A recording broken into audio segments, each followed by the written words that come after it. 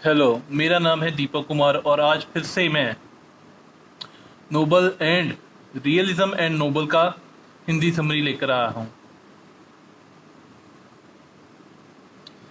आज हम इसका प्लॉट ए पढ़ेंगे। ए भाग पढ़ेंगे जिसका अर्थ है प्लॉट। प्लॉट का अर्थ होता है विषय वस्तु, यानी कि अर्थात जिस विषय पर हम लिखते हैं उसे विषय वस्तु कहा जाता है। हमारे नोबल में बहुत अधिक इंडिविजुअल पर गौर किया गया है कि इंडिविजुअल अपनी ज़िंदगी कैसे आगे बढ़ाता है, किस प्रकार से वह संघर्ष करता है और फिर आगे कामयाबी को पाता है। इसकी सबसे अच्छी उदाहरण है केजीएफ मूवी। हाँ, केजीएफ में रॉकी भाई, जो कि एक बहुत ही अच्छे जो कि बहुत दबे कुचले बैकग्राउंड से होता है, वो अकेला आकर पहले गरुड़ा और फिर सेकंड विलन का नाम था, संजय दत्त को मारता है, मुझे नाम याद भूल गया।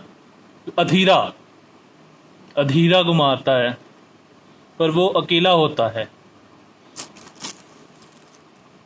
It's individual.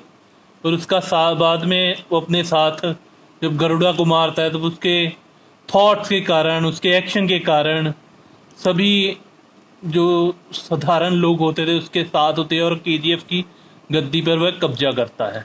इस तरह की ये नोबल डिफोए, फील्डिंग और रिचर्डसन लिखते थे।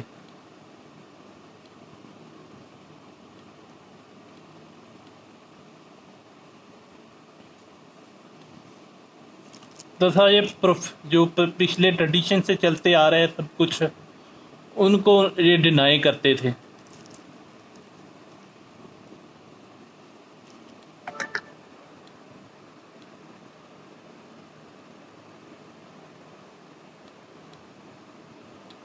अच्छा, ये पैरा सबसे इम्पोर्टेंट है। Absence of formal conventional novel in the novel is important as it is rejection of traditional plot. अब ट्रेडिशनल प्लॉट्स क्या थे? ये बिल्कुल अलग थे शेक्सपियर, स्पेंसर, चॉन्सर, मिल्टन से। ये लोग क्या करते थे? ये अपने आइडियाज लेते थे मैथियोलॉजी, हिस्ट्री, हीरोज के से।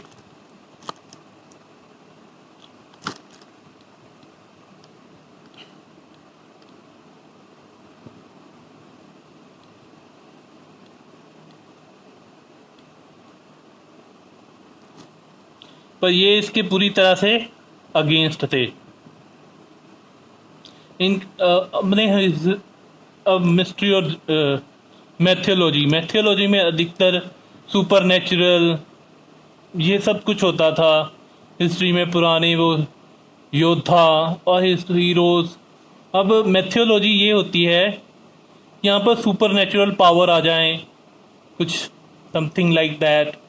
बट हमारे novelist, they properly they properly denied the concept of supernatural natural powers।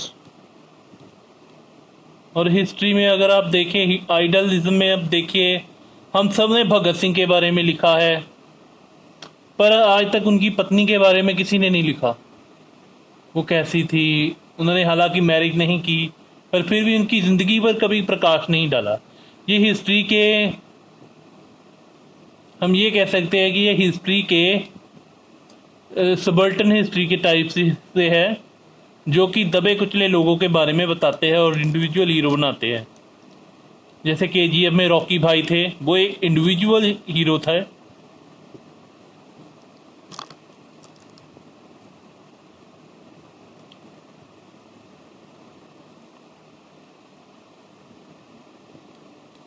ये इनका प्लॉट था, individual, reflection on individual and not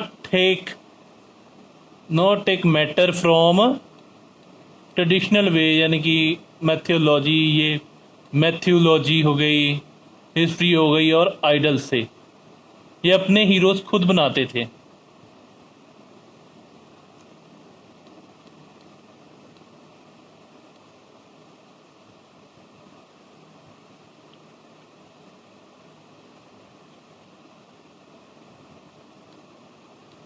यहाँ पर हमने लिखा है कि इंडिविजुअल पैटर्न बहुत ज़रूरी था, जो कंटेम्प्रेरी प्लॉट चल रहा था वो नोबल नहीं था।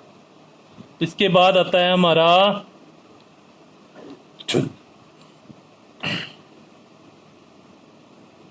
जब इन्होंने अपना ट्रेडिशनल फिक्शन द्वारा चेंज किया नोबल से पहले, ऑफ रियलिटी, इंडिविजुअल एप्रीहेंशन, डरना, the first actor in the had a place in the new literature perspective. The plot had to be acted by the particular pupil in particular circumstance. Really change a similar rejection of universe and circumstance. अच्छा ठीक है जी।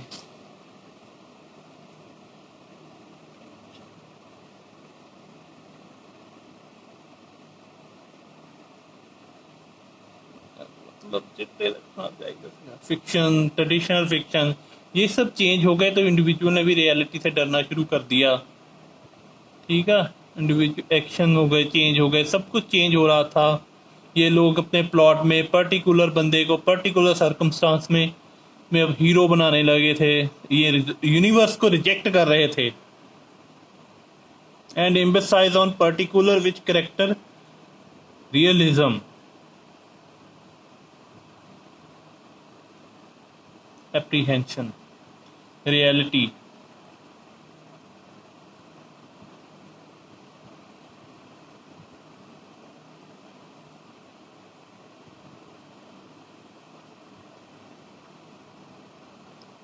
अब ये universe,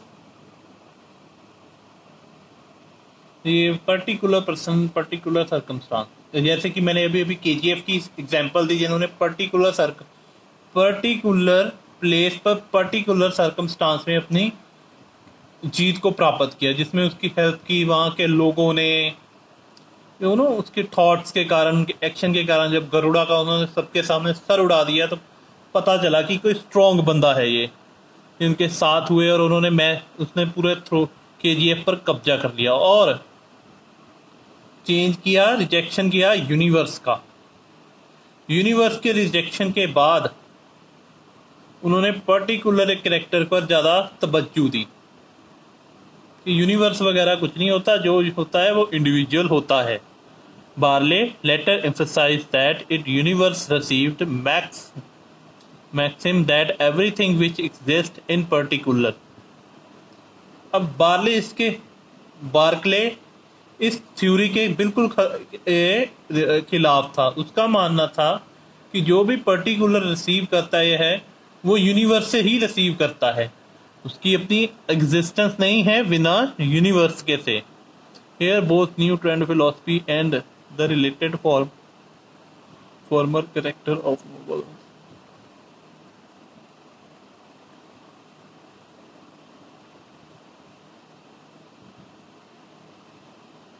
अब Nobel के जो philosophy है, जो ट्रेंड है, वो लिटरली आउटलुक का विरोध कर रहे हैं, जो कि ट्रेडिशनल चलता आ रहा है।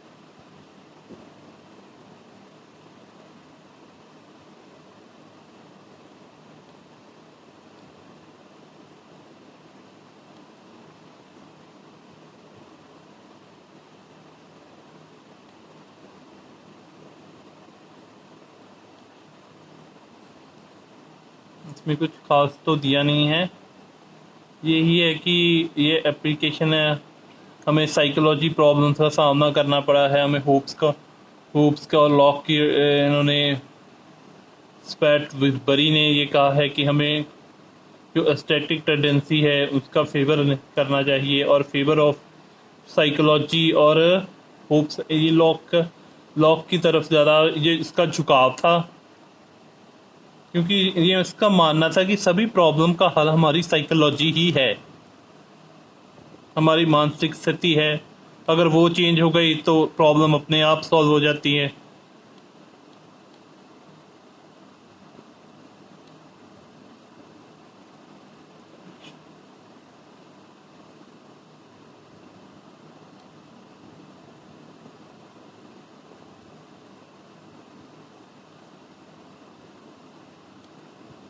अच्छा, एक डिफोए को क्रिटिकल से कोई कभी इन दोनों को सपोर्ट तो नहीं मिली। Mister Barbauld Richardson the first biographer, जो आजकल बायोग्राफी का चलन चला है, जैसे MS धोनी की बायोग्राफी आई है, उसकी शुरुआत की थी रिचर्डसन और बारबोल्ड ने। Non classical, new classical, realistic, particle. New classical में हमारे ये जो दबे कुचले लोग थे जिनकी कोई इंपॉर्टेंस नहीं समझता था, वो आते थे न्यू क्लासिकलिज्म में। तो जाना चाहते कि इनकी भी उतनी ही इम्पोर्टेंट है जो कि एक अच्छे अमीर लोगों की होती है।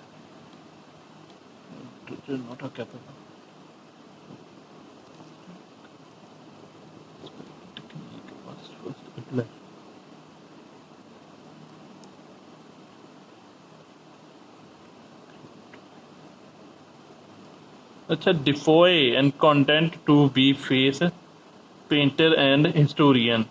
The concept of realistic particular literature is not capable of concerned demonstration because for it some specific aspect and narrative technique must first to establish. इसलिए hence to accept aspects suggest the special importance in noble characterization and presentation.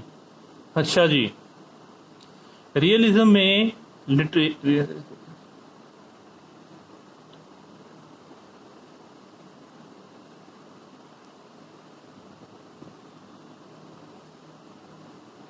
Realism अभी इतना capable नहीं हुआ था कि वह अकेले अकेले करेक्टर को दिखाए, उसकी शक्तियां को दिखाए, वो क्या क्या करता है। इसलिए उन्होंने एक नया एस्पेक्ट को चुना, जिसे हम ये कह सकते हैं द प्रेजेंटेशन ऑफ बैकग्राउंड। इसमें भी मैं KGF की एग्जांपल दूंगा कि किस प्रकार से रॉकी भाई से हम इसलिए कनेक्ट हो गए रॉकी के साथ कि उसका बैकग्राउंड अच्छा लगा। उसने किस तरह से स्ट्रगल की, अपने माँ के वादे के लिए उसने पूरा सोना लेकर गया, सोना कमाया। उसने अपना कोई स्वार्थ नहीं था उसमें कि मैंने अमीर होना है, वो अपनी माँ के लिए कर रहा था। ये उसकी बैकग्राउंड बनी। उन्होंने बैकग्राउंड दिखाना शुरू कर दिया नोबल में इंडिविजुअल की, किस तरह से उसने अपने नाम कमाने के लिए सबसे पहले पुलिस वाले का सर फोड़ा, ये सब चला।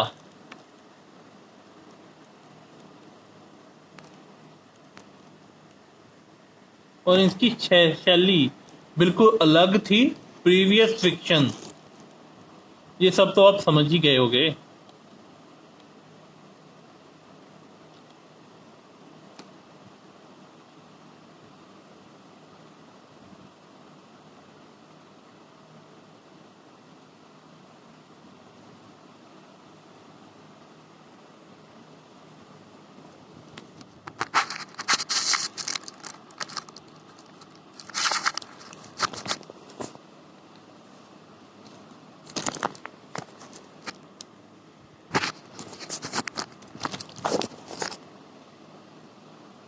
अब बारी आती है हमारे सी हिस्ट्री में, यानी कि फिलॉसफी के।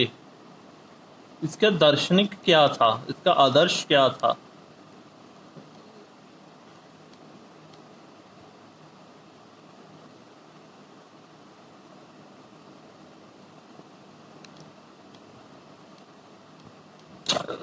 एक तो इसने बी पार्ट में background they the,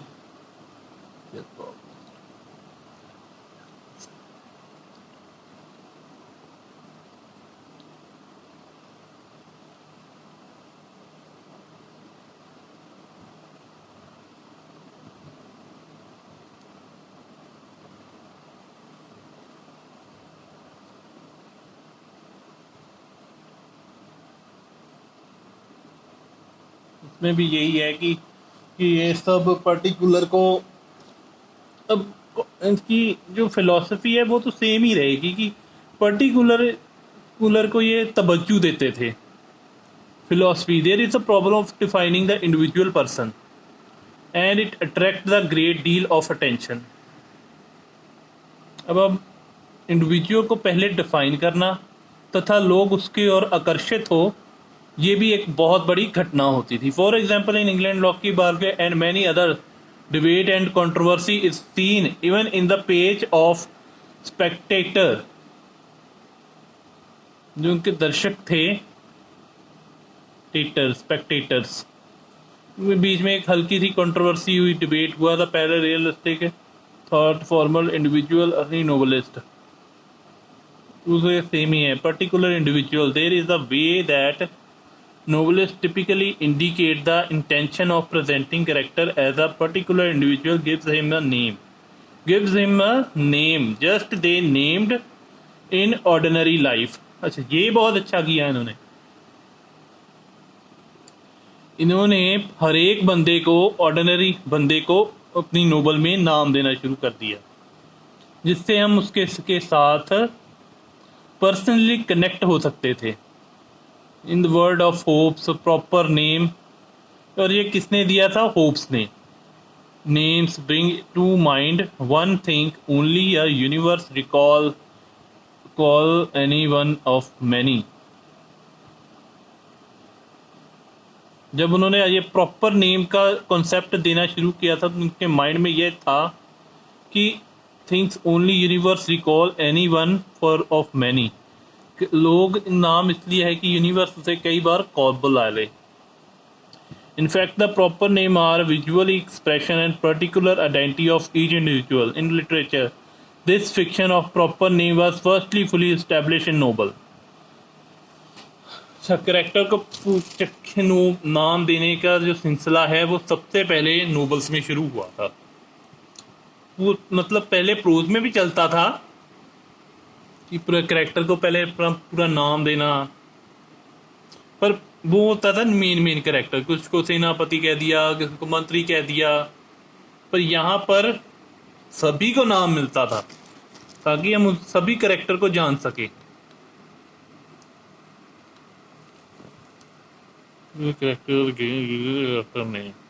classical renaissance critics agree with the practice of preferring either historical name or type of name।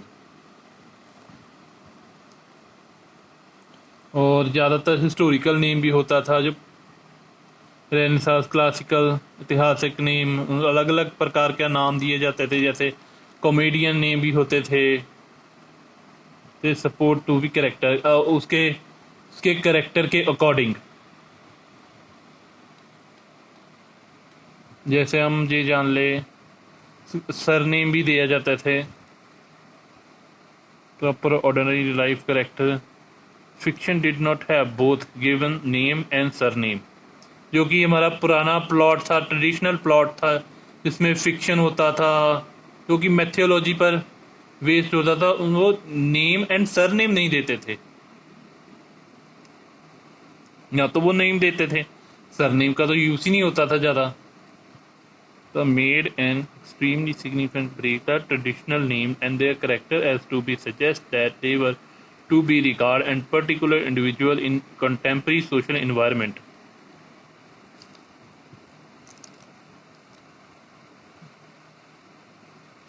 हाँ जी, ये देखिए ना, रिचर्डसन ने जो proper name soundly authentic and suited to the personality and the bearer, personality के according देते थे। जो भी उनका व्यक्तित्व था उसके हिसाब से वे रिचर्डसन उनको नाम देता था।